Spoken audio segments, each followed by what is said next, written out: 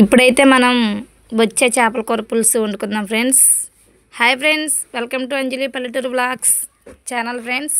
Curry అయితే super ఉంటుంది, చూడండి ప్రాసెస్.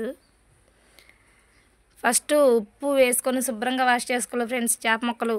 తర్వాత ఒక గిన్నెలో వేసుకొని సరిపడా ఆయిల్, ఉప్పు, పసుపు, కారం కూడా సరిపడా మొత్తం వేసేసుకొని బౌల్లోకి అల్లం వెల్లుల్లి పేస్ట్ అనమాట. అది పచ్చి ధనియాలు కూడా కొంచెం వేసాను ఫ్రెండ్స్. పచ్చి ధనియాలు, అల్లం, ఉల్లిపాయలు, వెల్లుల్లి పేస్ట్ మొత్తం ముక్కలకు గట్టిగా పట్టించాలి. చక్కగా మొత్తం కలిసిపోయేలాగా పట్టించుకోవాలి ఫ్రెండ్స్. ఇది నా స్టైల్లో చేపల పులుసు సూపర్ ఉంటుంది అనమాట. ముందుగానే చింతపండు నానేసుకోవాలి.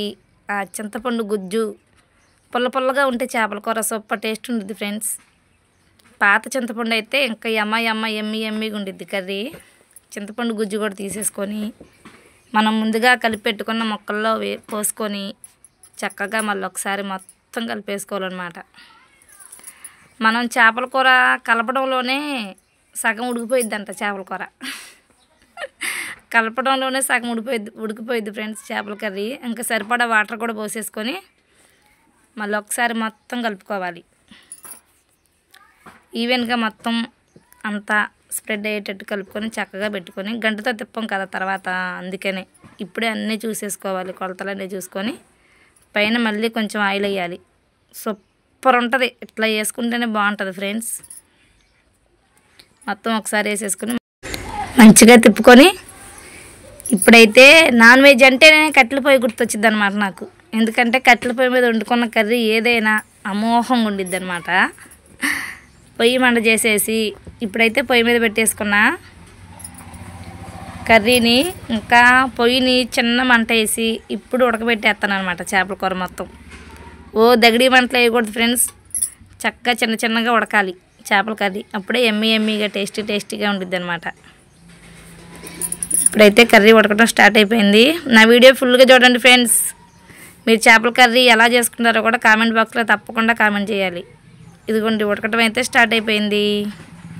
చూసారా ఎలా ఉందో మన పల్లెటూరు స్టైల్లో చేపల కూర పులుసు అనమాట. లాస్ట్ ఉడికిపోయింది. అదేంటంటే లవంగాయలు, చెక్క, ఆలుక్కాయ, ధనియాలు, పై మసాలా అంటాం ఫ్రెండ్స్, అవన్నీ వేయించుకొని మిక్సీ పట్టేసుకొని కూర దించే ముందు వేసుకోవాలన్నమాట. అది వేసి ఒక 5 minutes 10 minutes అలా పొయ్యి మీద ఉంచాలి. అదిగో చూడండి కర్రీ సూపర్ టేస్ట్ రుచి వచ్చేసింది. ఆయిల్ అలా పైకి రావాలి ఫ్రెండ్స్ కర్రీ వండితే, అప్పుడే కర్రీ ఉడికినట్టు అనమాట. అదిగోండి కిందకి దించేసా.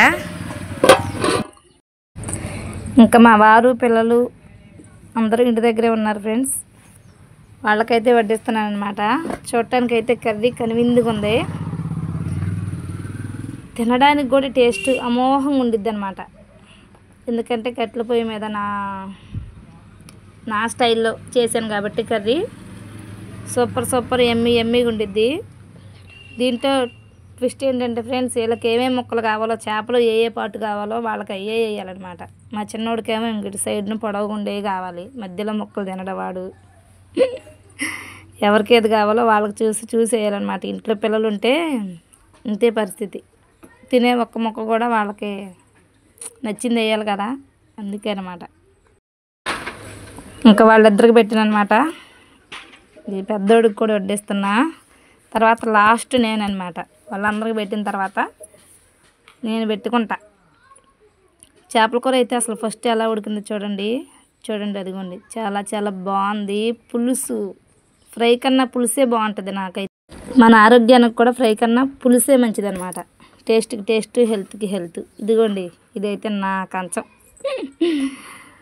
చేప తలకాయ వేసుకున్నాను అనమాట. నాకు చేప తలకాయ అంటే పిచ్చి ఇష్టం ఫ్రెండ్స్.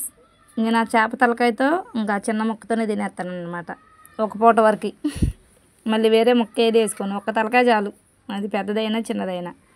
ఓకేనా ఫ్రెండ్స్, ఇప్పుడు మొత్తం చూసేసారు కదా. వీడియో ఎలా ఉందో ఒక లైక్ చేసి ఒక కామెంట్ చేయండి ఫ్రెండ్స్. అంజలి పల్లెటూరు బ్లాగ్స్ ఛానల్ని సబ్స్క్రైబ్ చేసుకొని సపోర్ట్ చేయండి మీ రైతు బిడ్డ అంజలిని. ఓకేనా ఫ్రెండ్స్, అందరూ బాగుండాలి, అందులో మేము ఉండాలి. ఈరోజు మీది సండే స్పెషల్ ఏం కర్రీ కూడా కామెంట్ బాక్స్లో కామెంట్ చేయండి తప్పకుండా. బై ఫ్రెండ్స్ అందరికీ.